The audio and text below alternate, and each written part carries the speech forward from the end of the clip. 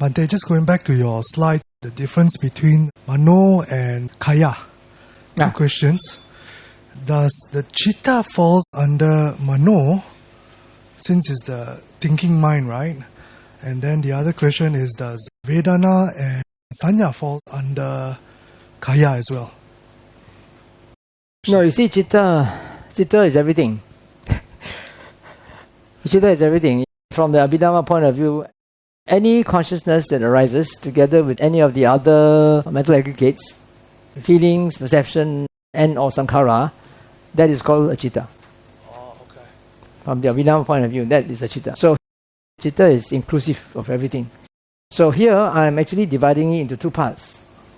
The rudimentary cognizance of an object through the mind, right? The mind door, the sixth sense, and then the reaction that follows.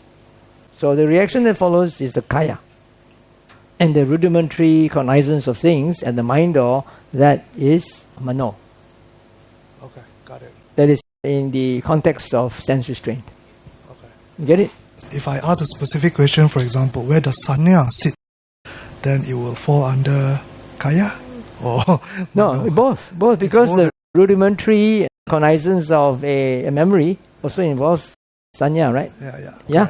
And whenever consciousness arises, it will arise with saññā and vedana. Feelings are also there all the time. Okay. Yeah. So maybe the first memory that arises doesn't have sankhara.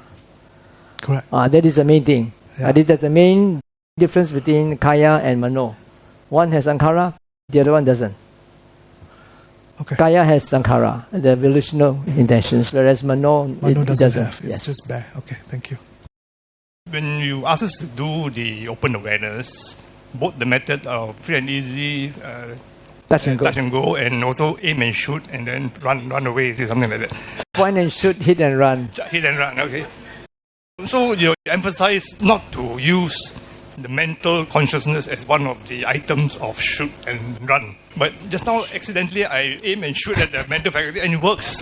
It doesn't cause any problem. So I want to ask, why is mental consciousness not included as one of the item of shoot and run, or exclude that as an item of open awareness? Okay. Point and shoot, hit and run.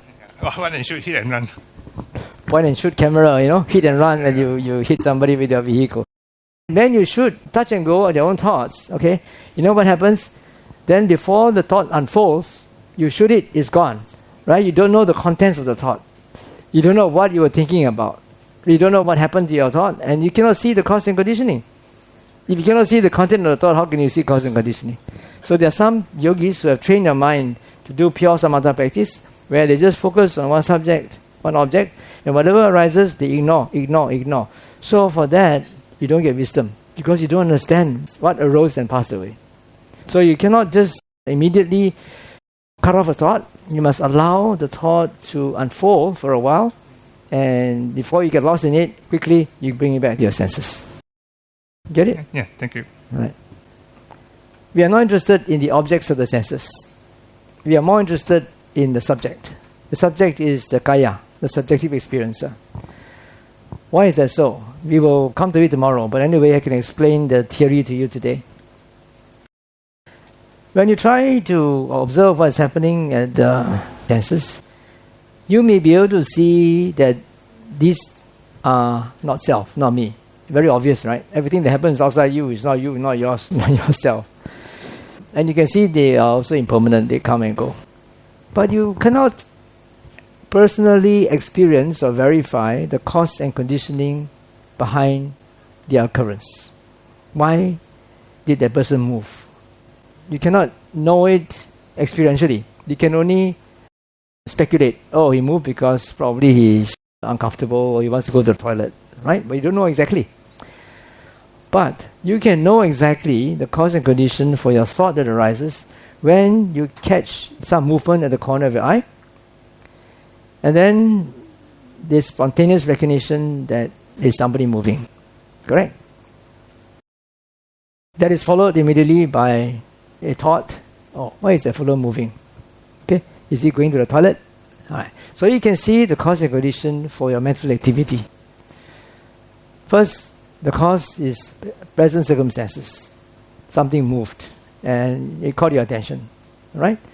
Then That and the past conditioning of having perceived people moving and going to the toilet in such situations, these are the past experiences, that past conditioning and present circumstances, both of them combine to give a resulting thought. Oh, that person must be going to the toilet. Correct? So you can see that cause and condition. You can see that this is not mine. I did not purposely think that thought. The thought arose because of cause and condition. If you had not noticed something moving at the corner of your eye, that thought wouldn't have arisen. Correct? Even if you have noticed, if you have not had this past experience of people getting up in the middle of meditation and going to the toilet, you would also not have that thought. So you would know for certain through your own personal experience, now and previous experience, that this is a conditioned phenomena. It arose due to cause and condition. It's not mine, it's not me, not myself. And it can something which you can personally verify. But you don't know what's actually happening to the object. That's the reason why I always emphasize looking at the subject more than the objects. So that's why for the objects, you just point and shoot, hit and run. Free and easy, touch and go. We don't want to see the details of the objects. Now in other meditations, they are different. In some other meditations, they tend to ask you to look at the objects. Yeah, look at how things arise, persist and pass away. Look at how the movements in your body come and go. Look at how the feelings in your body, the pain in your body arise and pass away. Yeah, there are some meditation techniques that require you to do that. I'm not saying that they won't work, but I'm just saying that my emphasis is on the subject more than the objects. The reason why we just point and shoot, hit and run, or touch and go is because we don't want to know the details of the objects. We are more interested in the subject. The objects of the senses are used merely as a means to anchor the mind, to keep the mind busy so that it will not get lost in compulsive thinking or obsessive thinking. You get it? The sutta on the guarded city, 6 gates with the guards. What is the relevance, if any, about the 4 great elements to what's being discussed here? The 4 great elements is designated by the central square. Yes. How is that relevant, if any, to Kāyagatāsati? No, that is just to show you that the kāya does not refer just to the physical body. The physical body is usually defined as the 4 great elements and things that are related to it. For example, colors, sound, smell, and taste, these are not really the 4 great elements, because the 4 great elements are hardness, softness, heat, and so forth, right? So these are subsidiary elements, but they are dependent on the 4 great elements, all right? So that constitutes the physical aspect of the body. But there are also other non-physical aspects of the body. It's mindfulness, consciousness, and the 6th sense space. Why are they then 4 great elements within the city? If I thought the city is the body, then these 4 great elements are internalized. No, it's just a simile. Okay. Thinking too much, eh? Right. Thanks. In your morning slides on the citta and mano, where does awareness stand in these schemes of citta and mano? Awareness is a very vague English word that can be used in many contexts, including as a synonym for consciousness and a synonym for mindfulness.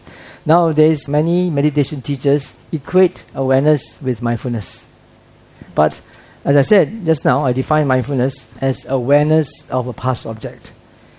Mindfulness is a form of awareness, but it's only awareness of a past object. When you talk about present moment awareness, that is not the real present, that is the immediate past. The 5 senses only take objects in the present moment. You cannot take objects of the immediate past. Only something right here, right now, can the 5 senses be aware of. But mindfulness can only be aware of objects of the past, not in the present. So is awareness viññaṇa, like, eyes meet with an object, right? Eyes object. Then eyes consciousness arise. Yeah. So the next mind that know this eye consciousness, is that the awareness? That is mindfulness. That's so is that the consciousness of consciousness? That is actually mano viññaṇa. The eyes that see is cakku viññaṇa. That is eye consciousness. The awareness of the experience of seeing, That is the job of mindfulness that arises together with the mind consciousness. So the second one is the awareness and not the first one. Okay. No. Okay, as I said, the word awareness is very vague. You can say the eye is aware of colors, the ear is aware of sounds, right? It's equivalent to saying the eyes are conscious of colors and the ears are conscious of sound. And you can also say the eye sees colors and the ear hears sounds. Right? As I said, the word awareness can be used very loosely. In Buddhist terminology, the word awareness is never used. For viññaṇa, we have consciousness. Right? Citta, it is either mind or consciousness. If you are an Abhidharmic student, citta is translated as consciousness. Yeah? In the Sutta, it's translated as mind. Mano is translated as mind, never as consciousness. So awareness is not even mentioned in Abhidharma as such? No. Awareness is never used in Buddhist terminology. It is a very loose English word that is used nowadays. I mean, the closest Buddhist terminology for mind, can you associate with awareness? No. Mind is a mind organ. Like for example, the mind is equivalent to the eye as an organ of the body. You have 6 sense organs, right? Eyes, ears, nose, tongue, body. And the sixth one is mano, which is mind. You cannot say awareness. Mind. But the English word mind is somewhat similar to this because the English word mind does not include the 5 senses. Whereas when you talk to Burmese monks, when they use the word mind to refer to citta, they mean all the 6 senses. All the 6 sense consciousness together with the mental factors. It's very confusing. Okay, so to me, the closest is the sense consciousness because they also are bad attention, right? So in terms of function, they seem similar to me. So awareness is not supposed to pass judgment. You should aware of things as they really are. So in trying to do that, it seems in terms of... it's like I say, mindfulness is awareness. The job of mindfulness is simply to bring a past object to the mind's attention. That's all. Mindfulness does not have wisdom. Is viññaṇa equivalent to awareness or mindfulness? Closest to, no. You remember I gave you the simile of the glass of water? The glass of water, the pure water, that is viññaṇa.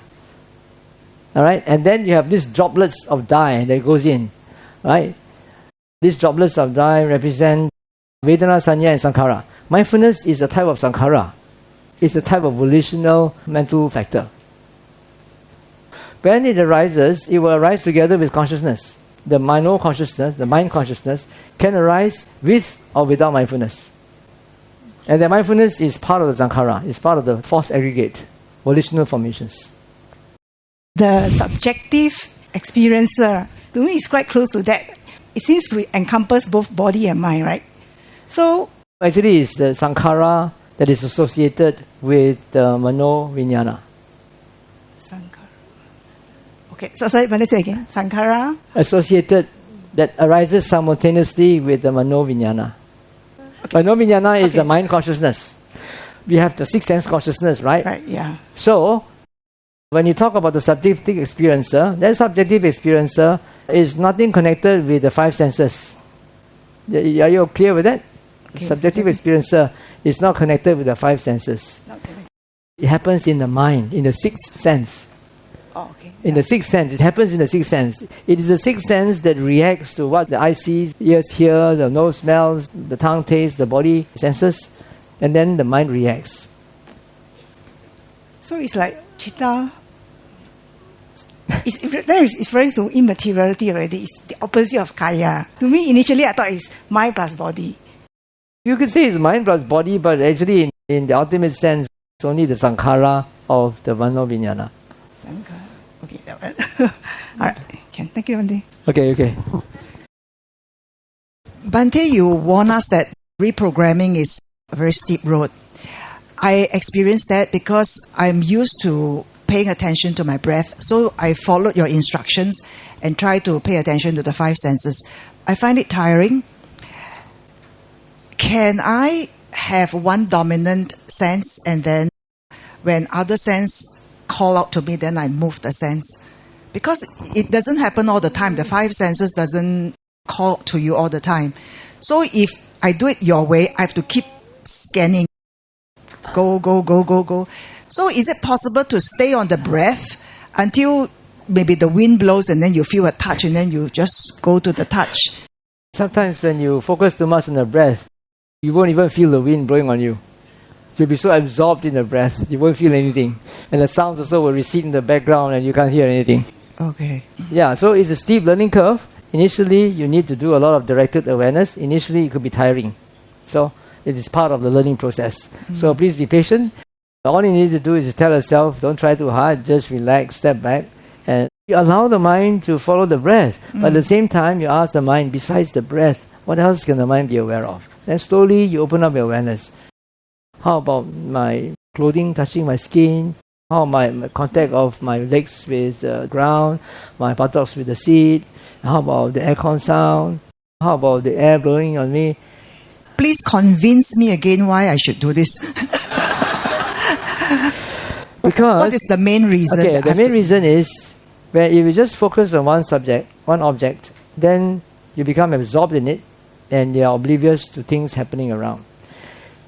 When you do that, it's like the Malay proverb, macam kata dalam tempurung, like a frog in a coconut shell, yeah, or a frog in a well. A frog in a well is very nice and comfortable, but it doesn't know what's happening around, outside, okay? Wisdom needs to know what is happening outside in order to connect things together to find cause and condition and understand the 3 characteristics. If you just stay with your breath, then you don't understand what's happening to your mind. And then, so when you just focus on the breath and your thoughts come, you cut off. Okay, you are thought-free. And you are very focused. No thoughts. Very nice and peaceful. But then you don't understand your thoughts. When you come out of meditation, you go about your daily life, and then you have all these thoughts arising, comments and judgments and conceit and jealousy and envy. And all these things arising, you don't know how to handle them. Okay, convinced. I had a side effect. I kept a lot of saliva. Is that part of it? So I don't know then why. What do you do? I swallow lor. Did you watch your intention to swallow? No. So at that time when I asked you to remain absolutely still, you also swallowed? Yeah, still is still. That is internal. So it's okay, right? No, the reason why I asked you to remain absolutely still and then to lock your eyes in a fixed direction. I did all that. That is just to help to train your mind to catch intentions. Yeah? I mean, you can't be doing that in your daily life, right? But this is just an exercise to train you to catch intentions. Once you know how to catch intentions, then whatever you do in life, yeah, before you think or say or do anything, an intention will arise and you can catch it. Then once you catch it, then you can process it. Whether it's worth pursuing or whether you should trash it. Otherwise, we are all slaves of your past conditioning. Agree. Thank you. Okay.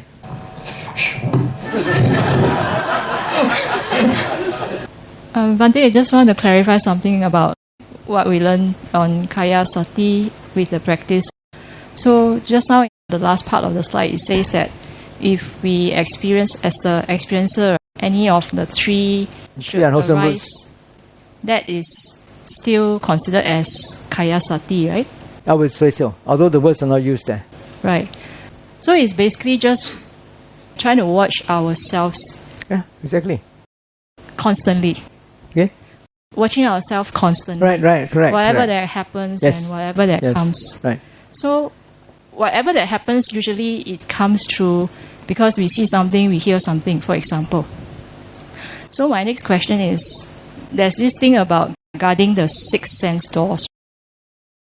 In our life, we cannot function by guarding it because we have to hear, we have to see, So my question is, when is the guarding of the 6 sense door applicable? No, you don't guard the sense doors in the sense of trying not to see, hear, smell, taste, or feel with the body. I said you got no choice. Yeah. Consciousness is a result of all these stimuli coming in, your organs are in good order, you will have to experience them. It's the reaction of the mind that you have to guard. Because when I read the first sutta at the beginning, right, it says that to guard it so that it doesn't get pulled out and then it doesn't go into liking and disliking. Yeah. But if we are just doing Kāyasati, it does go into it. We see something will arise, or we hear something will arise, whether it's wholesome or unwholesome. So that's why I'm a little bit like, okay, so where does guarding happen? That's the next step now. That's why we're going on tomorrow to talk about right view and right effort. So once you have looked at the subjective experiencer, you see the reaction, all right? And you're able to identify, okay, is this reaction wholesome or unwholesome? If it's unwholesome, then right effort, you're supposed to abandon what is unwholesome, correct or not? And but how do we abandon when it's already arise? No, it means you don't pursue it, you don't continue, you don't follow it, no, you stop it. Abandon means to stop it. Okay. Abandon something that has already arisen and to prevent something that has not yet arisen. You can only prevent something from arising if you know the cause and condition for its arising. Correct? Okay. If you don't know, how are you going to prevent? Yeah. So like for example, if we observe something and then it maybe doesn't align with expectation or doesn't align with values, maybe conflicting with your values. So because of that, you have a reaction. And then, of course, that reaction is not a pleasant reaction. Okay. So even if we understand all that are underlying, we still react because it's something like maybe it conflicts very deeply within us. So how do we practice? So you've got to do it more often to see how much suffering you cause yourself.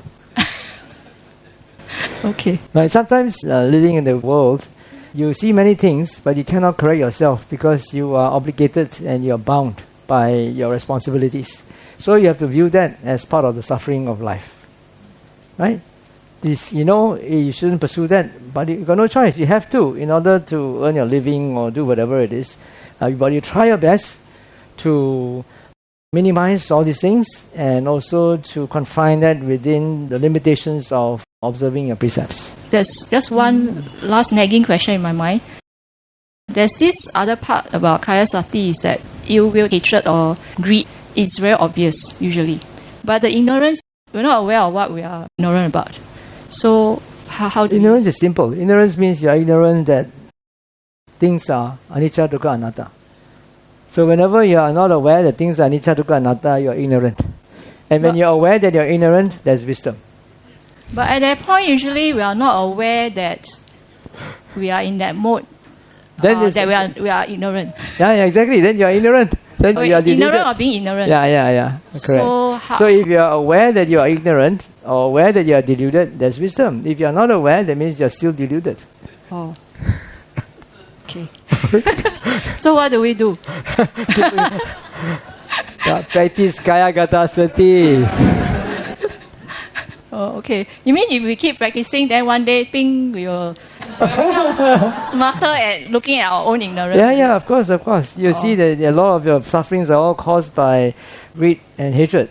Usually desire. It's because of desire that you have anger, because you cannot fulfill what you want. Yeah. Or things don't meet up with your expectations. Yeah. Correct? So all these are due to clinging. And the reason why you cling or why you desire is because of your ignorance, of your delusion. Thinking that by clinging, it will bring you happiness. But it's a delusion. So is it right to ask, what are we clinging to? Yeah, that's part of the practice. Whenever you suffer, you ask, what is the cause of suffering? What are you clinging to? What are you hanging on to? Okay. Yeah. And you got to see that again and again and again until one day you become smart enough to stop clinging. Okay. Thank you. Okay. Hello, Bhante. I just want to clarify, because you mentioned accept and acknowledge the thought when it arises, but you also said that when it's an unwholesome thought, we should drop it, right? So if I can see the cause of the unwholesome thought, can I drop it before the thought arises? Maybe that's prevention. Yeah. That's prevention. Yeah. So I don't need to acknowledge and accept the thought, because you wanted us to follow. You wanted us to follow through the thought. No, you already saw the cause. Okay, so I can arrest it at the cause stage. Right, yes. I don't need to let the thought arise? If you already know the cause, Okay. then you can. If you Okay. don't know, the thought has really arisen, then you should ask what's the cause. Okay. Yeah, if you know, then next time you'll know how to do. Okay, Ken. Thank you.